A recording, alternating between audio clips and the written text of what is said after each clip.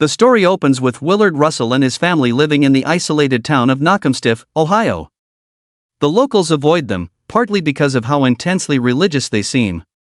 Years earlier, Willard placed an old wooden cross in his backyard, where he goes every morning to pray.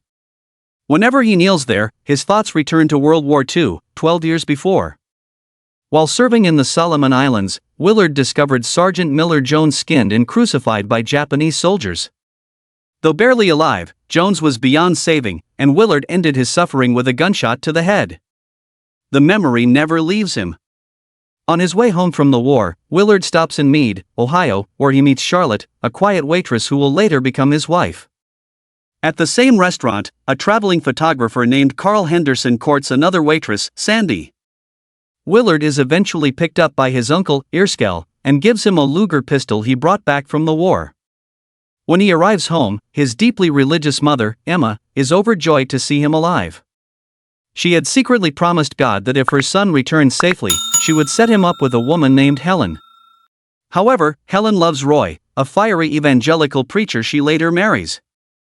Roy is a religious fanatic who proves his faith in extreme ways, even pouring poisonous spiders over his head, believing God will protect him. While Emma worries about breaking her promise to God, Willard continues thinking about Charlotte. In time, Willard and Charlotte marry and have a son, Arvin Russell, before settling in their home in Nakamstiff. Willard places a cross in the backyard and becomes convinced that God's presence dwells there.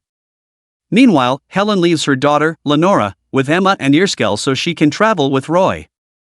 It is the last time Lenora sees her mother. Helen disappears, and 7 years later her body is found buried in the woods. Roy's fate remains unknown. By 1957, Arvin is 9 years old and often comes home from school bruised. Willard, angered by the bullying, tells his son he must learn to stand up for himself. One day, while father and son are praying at the backyard cross, two hunters mock them for being strange. Willard restrains his anger and continues praying, but later he takes Arvin to the hunters' home and brutally beats them, teaching his son that revenge should be delivered at the right time. When they return home, Arvin finds Charlotte unconscious on the floor. She has been diagnosed with malignant cancer. Desperate and heartbroken, Willard begins bringing Arvin to the cross every day, praying obsessively for God to heal her.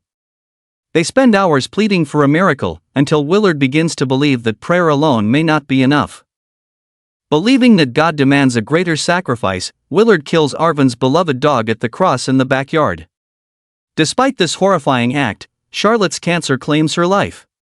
Soon after, Arvin discovers that his father, overcome by grief and despair, has taken his own life by slitting his wrists.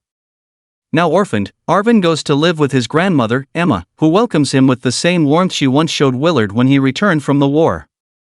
There, Arvin reunites with Earskell and meets Lenora, who becomes his adopted stepsister. Years earlier, when Helen was still living with her family, Roy had locked himself in a cupboard for 2 weeks, waiting for God to answer his prayers. His faith was shaken after a spider bite caused his face to swell badly. It is later revealed that Roy murdered Helen shortly after leaving their daughter with Emma. He believed God had given him the power to resurrect the dead, but when his prayers failed, he buried Helen's body in the forest. Roy fled town with his paralyzed cousin, but after realizing he truly loved his family, he abandoned his cousin in the car and tried to return for Lenora. While hitchhiking, Roy is picked up by Carl and Sandy, who appear kind and helpful. Exhausted, Roy falls asleep in the car. When he wakes, he finds himself in a deserted forest near a lake. Carl forces Roy to kiss Sandy while he photographs them. Roy, horrified and refusing on religious grounds, is shot and killed by Carl. Even after Roy's death, Carl photographs Sandy beside the corpse, revealing that the couple are serial killers. By 1965, Emma, Earskell, and Lenora celebrate Arvin's birthday. Earskell gives Arvin his father's old Luger pistol as a gift. Lenora, raised in a deeply religious household, is bullied by local greasers at school. Arvin is fiercely protective of her, often fighting back even when he is beaten himself. After school, he regularly accompanies Lenora to visit her mother's grave. Around this time, the local preacher announces he will be leaving town for a while and that his nephew, recently graduated from Bible college, will take over temporarily. He asks Arvin and Lenora to inform Emma, knowing she is famous for her cooking and will prepare a meal for the new preacher. On the day of the sermon, townspeople bring food to welcome the newcomer, Preston Teagarden. As he samples the dishes, Preston publicly insults Emma's cooking, mocking not only the food but even the plates it is served on. He claims he will sacrifice himself by eating her meal so others can enjoy better dishes. Humiliated and heartbroken, Emma bursts into tears. Angered by Preston's public humiliation of Emma, Arvin assumes the preacher simply wanted all of her good food for himself. He nearly confronts Preston but is stopped by his grandmother. The next day, when Arvin goes to pick Lenora up from school, he again finds her being harassed by local greasers. As usual, he takes her to visit their mother's grave, but this time he leaves her there alone and returns to the school. Remembering his father's lesson about revenge at the right moment, Arvin brutally attacks the bullies, beating them without mercy. As rain begins to pour, Lenora takes shelter in the church. There, she meets Preston and opens up to him about the bullying she endures. Preston suggests they pray together in private. Inside his car, he manipulates her faith, claiming God would be pleased if she offered her body to him. He abuses her under the guise of religion. 3 months later in Meade, Ohio, Sandy considers leaving Carl, having grown bored and unsettled by their life as serial killers. She briefly runs away but returns home. The next morning, she is visited by a police officer named Lee, the same man who once helped Arvin after Willard's death. Lee warns Sandy to keep a low profile because he is planning to run for office. It is revealed that Sandy is his sister, implying that Lee has been covering up her crimes. Carl and Sandy continue killing, this time murdering a young soldier in the forest. While Carl derives pleasure from the act, Sandy feels only emptiness. That night, disturbed and detached, she anonymously reports the crime to the military. Back in Nakamstiff, Lenora becomes violently ill and learns she is pregnant. When she confronts Preston, he coldly denies responsibility and claims she is delusional. Terrified of shaming her family, especially Emma, Lenora decides to take her own life by hanging. At the last moment, she hesitates, realizing she wants to live, but she slips and dies accidentally. Arvin is the one who finds her body. Lenora's funeral is nearly empty. Following Preston's sermon that those who commit suicide are unworthy of prayer, no one mourns her publicly. Later that evening, the sheriff informs Arvin that Lenora was pregnant. Arvin immediately suspects Preston and begins quietly following him, observing his movements. One day, he witnesses Preston grooming another underage girl, confirming his suspicions. Determined to avenge Lenora, Arvin says goodbye to Emma and Irskel, knowing he may never return. The next morning, he loads his father's pistol and goes to the church, pretending he wants to confess his sins. Alone with Preston, Arvin confronts him and demands the truth about what he did to Lenora. Preston dismisses and belittles him, showing no remorse. Enraged, Arvin shoots Preston dead, carrying out the revenge he believes his sister deserves. Afterward, Arvin flees and decides to return to his childhood home in Nakamstiff.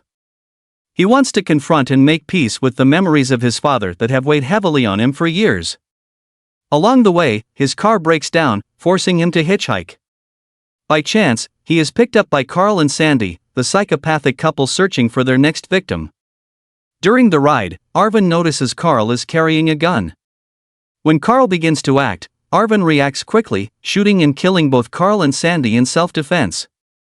Searching the car's glove compartment, Arvin discovers rolls of film documenting their murders and takes them with him as evidence. Days later, Lee arrives at the scene and learns of Sandy's death. Rather than grieving, he worries about his reputation and political ambitions. Remembering photographs he once saw at Sandy's home, Lee goes to her apartment and burns Carl's collection of photos to destroy evidence of his sister's crimes. Arvin eventually reaches his childhood home, where he meets the old man who once helped him and Lee when he was younger. From him, Arvin learns the truth that Sandy was Lee's sister. Meanwhile, Lee connects the murders of Preston and Sandy and realizes the killer is Arvin, the boy he once protected. As Arvin reflects on his past, he finally understands his father's actions and forgives him. His moment of peace is interrupted by approaching footsteps. Lee has tracked him down to Nakamstiff, armed with a shotgun. In the woods, Lee confronts Arvin, who explains that he killed only people who had done terrible things. A shootout follows. Lee's shot is stopped by a tree, while Arvin shoots Lee in the stomach. As Lee lies dying, Arvin shows him a photograph of Sandy beside Roy's corpse and leaves the remaining evidence behind so Carl and Sandy's crimes can finally be exposed. Arvin then resumes hitchhiking and is picked up by a hippie. Exhausted, he drifts in and out of sleep, imagining possible futures, being forgiven, finding love, or even going to war like his father once did. The film ends with Arvin finally surrendering to sleep in the moving car. And that's the end of the story. I hope you liked it. Comment down below what movies do you like us to recap next. Thank you for watching. Don't forget to like and subscribe. Until next time.